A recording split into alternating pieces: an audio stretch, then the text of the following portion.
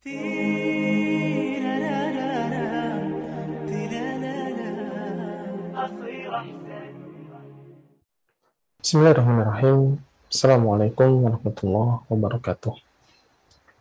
Alhamdulillah, salatu wassalamu ala rasulillah, wa ala alihi wa sahbihi ajma'in, amma ba'd. Hadirin kaum muslimin dan muslimat, teman-teman sekalian yang dirahmati Allah subhanahu wa ta'ala. Salah satu amalan mulia di dalam syariat ini yang Allah syariatkan kepada hamba-hamba Allah yang beriman, yaitu berbakti kepada orang tua. Dan ini telah dijelaskan oleh Nabi SAW dalam hadis, tatkala seorang sahabat bertanya, amalan apa yang paling dicintai oleh Allah Subhanahu wa taala? Maka Nabi SAW mengatakan, as-salatu fi awwali waqtiha, thumma al-birru al-walidain, thumma al-jihadu fi sabilillah. Yaitu salat di awal waktunya, kemudian berbuat baik kepada orang tua, kemudian berjihad di jalan Allah Subhanahu wa ta'ala. Hadirin kaum muslimin dan muslimat, teman-teman sekalian yang dirahmati oleh Allah Subhanahu wa ta'ala. Berbakti kepada orang tua merupakan amalan yang agung, merupakan amalan yang sangat besar pahalanya di sisi Allah Subhanahu wa ta'ala. Dan ini juga merupakan bagian dari jihad, yang mana dijelaskan di dalam hadis bahwasanya datang seorang sahabat ingin meminta izin kepada Rasulullah SAW untuk berperang.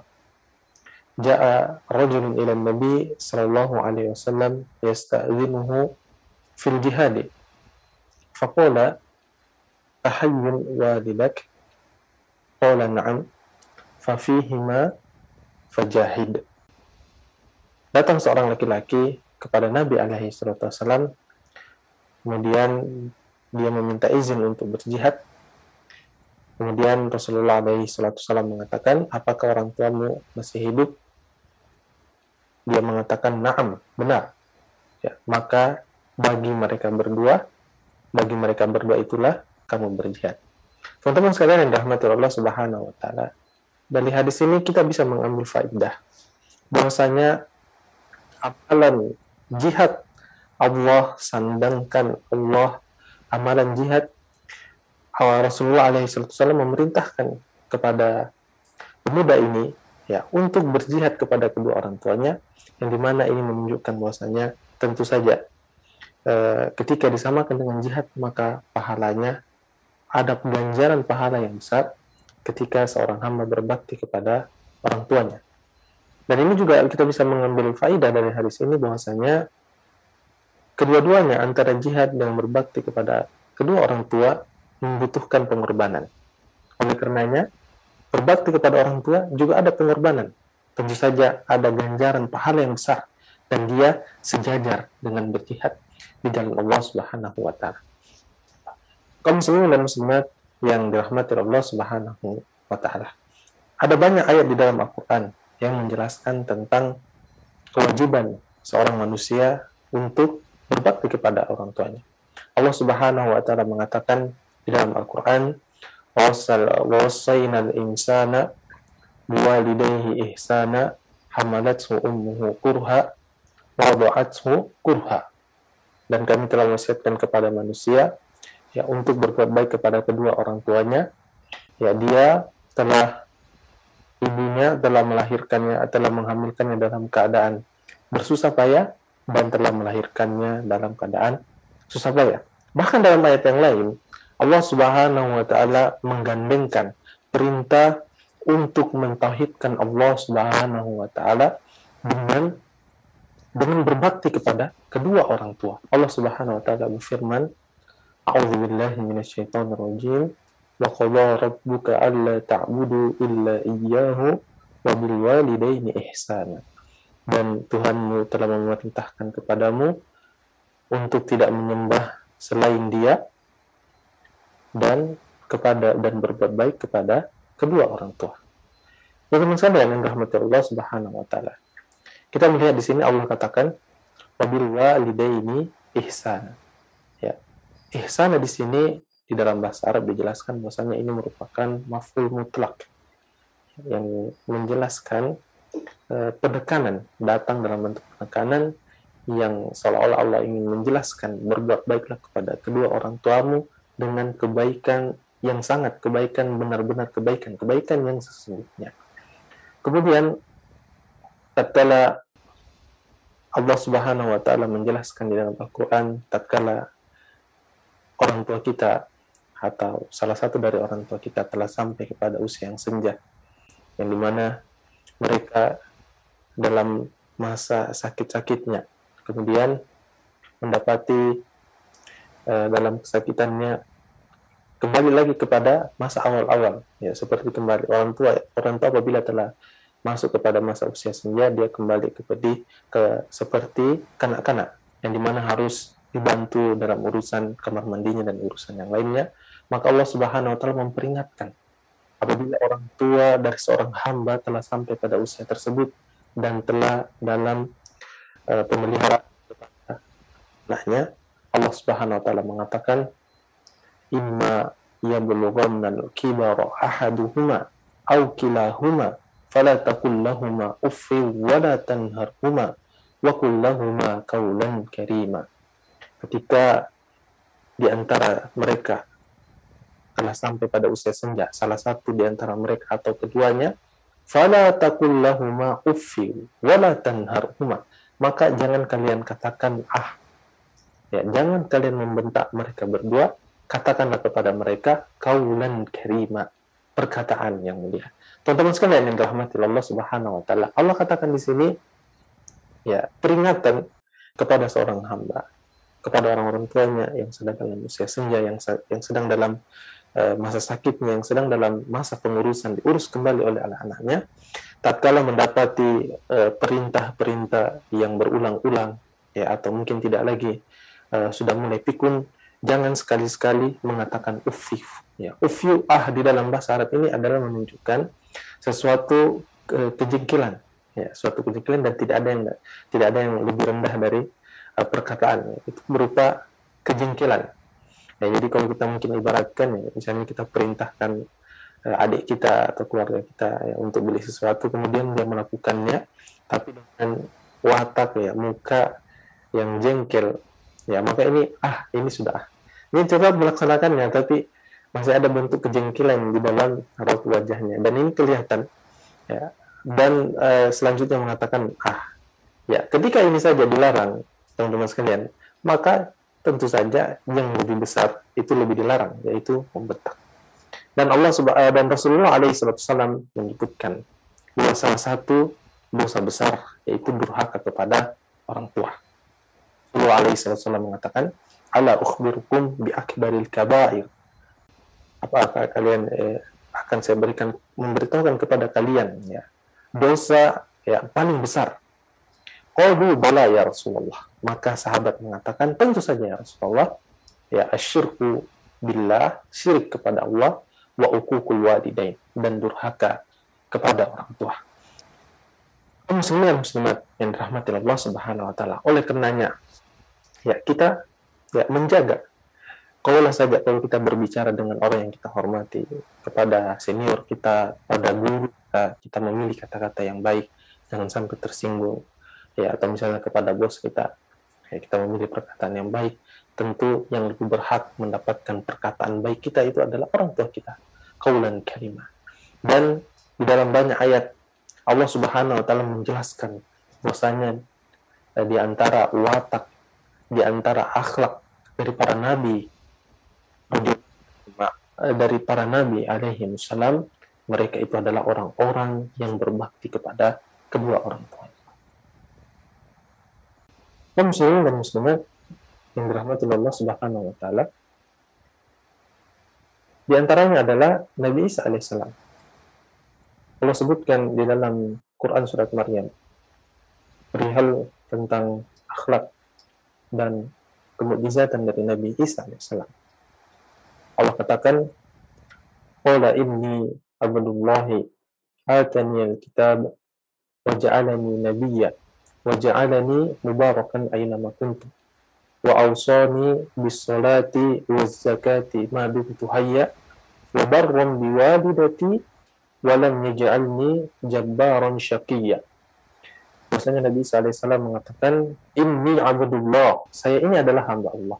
Ataniyal kitab, dan Allah telah memberikan saya kitab Injil. Ya. Waja'alani nabiyya, dan Allah telah menjadikan saya seorang nabi. Waja'alani mubarakan aynama kuntu, dan Allah menjadikan saya keberkahan dimanapun saya berada. Wa awsani bis salati waz zakati ma dumtu hayya, dan Allah telah memerintahkan saya untuk melakukan sholat dan menunaikan zakat selama saya masih hidup.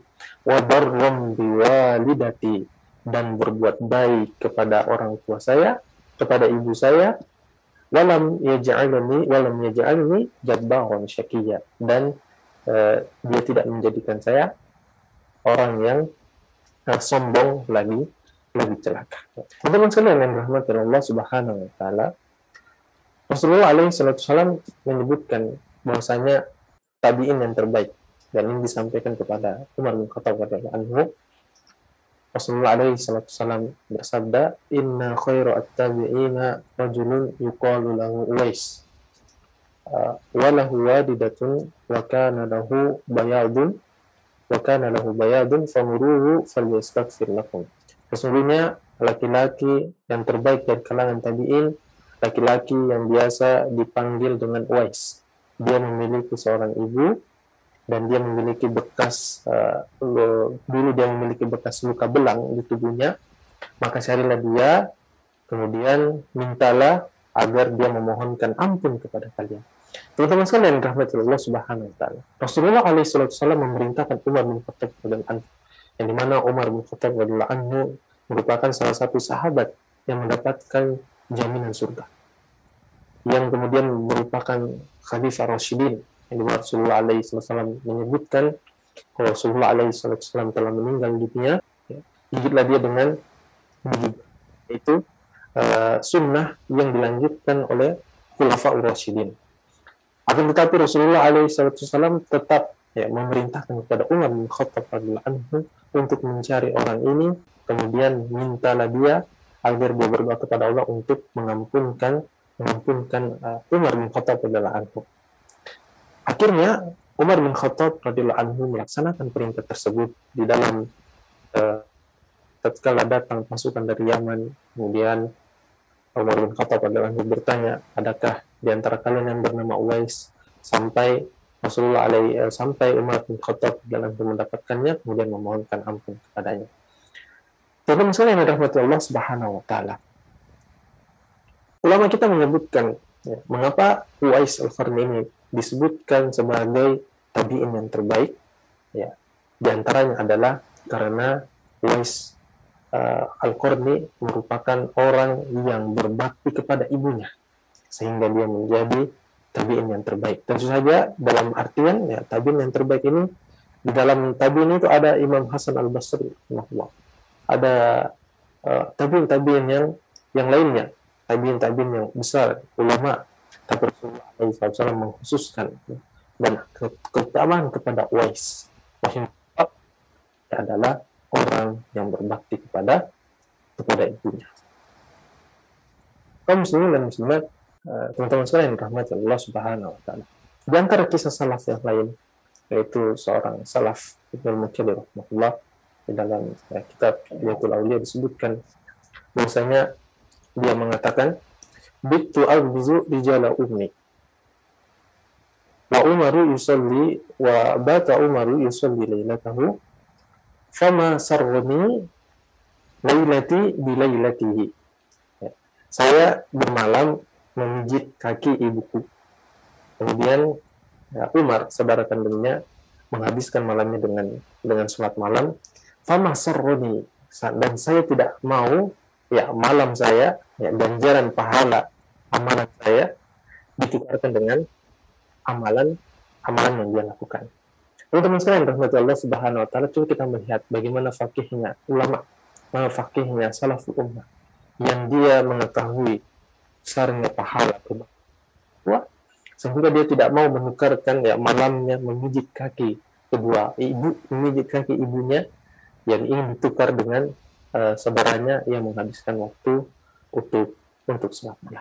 Kemudian kaum muslimin dan muslimat yang dirahmati Allah Subhanahu wa taala. Rasulullah alaihi wasallam menyebutkan di dalam sebuah hadis tentang ancaman orang-orang yang mendapati kedua orang tuanya. Kemudian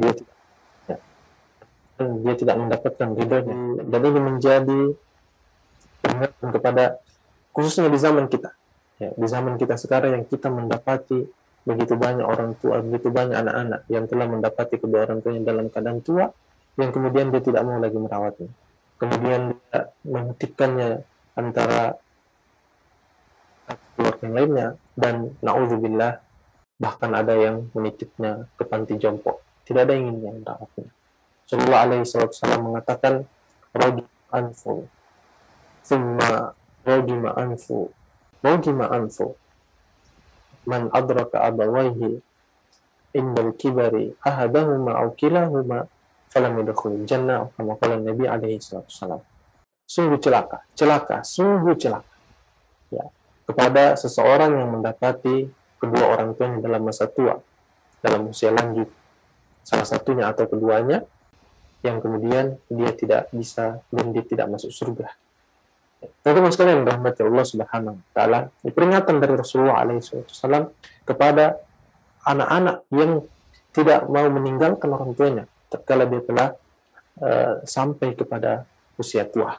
Dan tentu saja tatkala orang tua kita masih hidup, ya ini adalah peluang untuk kita mendapatkan amalan yang besar, peluang kita mendapatkan derajat yang tinggi di sisi Allah Subhanahu wa taala, dan ini adalah peluang agar kita mendapatkan ampunan Allah Subhanahu wa taala, yang dimana doanya dikabulkan oleh Allah Subhanahu wa taala kepada anaknya, dan kedua orang tua kita merupakan pintu-pintu surga kita. Bersyukurlah bagi yang mendapati kedua orang tua yang masih hidup dan yang telah meninggal, maka kita senantiasa akannya senantiasa mengirimkan kepadanya amalan-amalan jariah, ya, senantiasa memohonkan ampun kepadanya, dan akhirnya mudah-mudahan Allah Subhanahu wa taala menjadikan kita orang-orang yang senantiasa berbakti kepada orang tuanya. Sallallahu ala nabiyina Muhammadin wa ala alihi wasallam. Subhanaka rabbika rabbil izzati amma yasifun wa salamun alal mursalin walhamdulillahi rabbil alamin.